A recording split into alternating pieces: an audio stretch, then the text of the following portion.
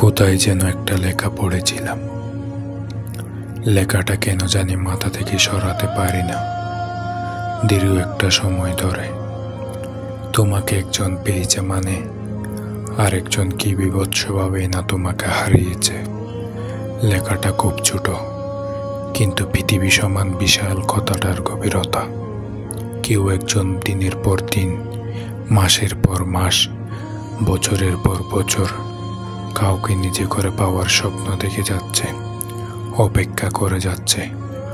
অথচ অন্য কেউ কোনো অপেক্ষা ছাড়া, সাধনা ছাড়াই তাকে নিজের করে পেয়ে গেল।